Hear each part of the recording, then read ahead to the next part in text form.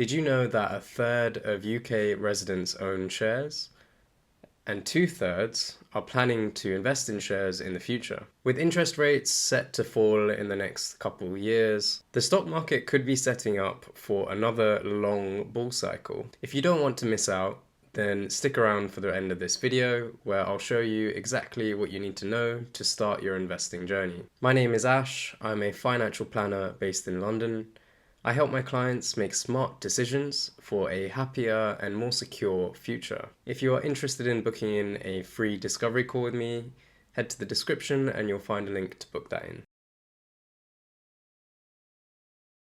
First of all, what is the stock market? It's where companies sell shares, or in other words, they sell little parts of themselves. Owning a share means you own a piece of a company. There are two types of stocks. Common, which allows you to have a say in how the company is run, and preferred, which don't. By investing here, you're buying a piece of companies that are traded on things like the London Stock Exchange or the New York Stock Exchange. So why should you invest in stocks? Well, they can be a really powerful tool when it comes to trying to build wealth. Yes, there is a risk. Markets can definitely go up and down, but historically, stocks have offered great investment returns when you compare them to other asset types. They're definitely worth considering if you're planning to try and build long-term wealth. So how do you buy stocks? You can either hire a financial advisor who will recommend stocks based on your risk profile and objectives, or you can do it yourself through a trading platform. Trading platforms like Hargreaves Lansdown or Trading 212 allow you to make these trades directly. Every platform has its own pros and cons, so make sure you do your research carefully to find the one that suits your needs best.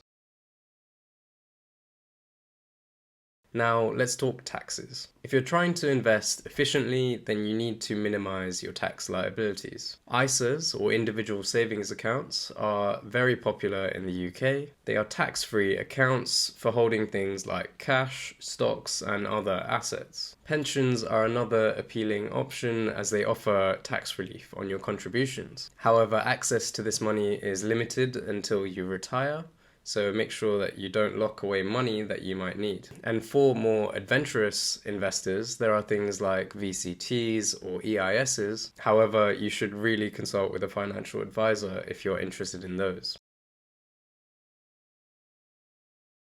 Mutual funds and ETFs. Mutual funds pool your money together with others to buy stocks or bonds. They're actively managed, which means that they often have a higher annual cost than just buying individual shares. Mutual funds can usually only be traded once or twice a day at the dealing point, whereas ETFs, otherwise known as exchange traded funds, can be traded a lot like how individual shares are, where as long as the market is open, they can be traded. This means you have a little bit more flexibility when you're trying to make a purchase or a sale.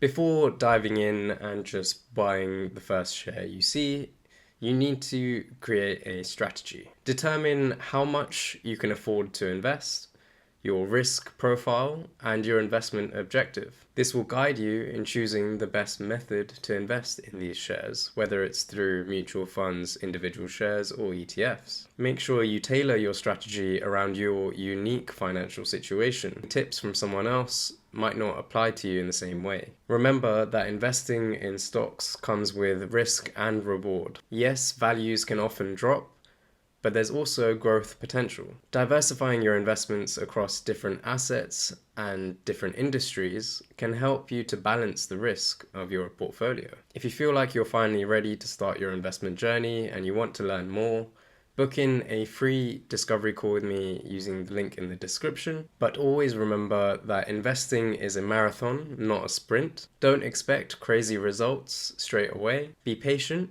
stay informed, and adapt as needed. Now that you know the basics, check out this video here to figure out exactly how much you should invest.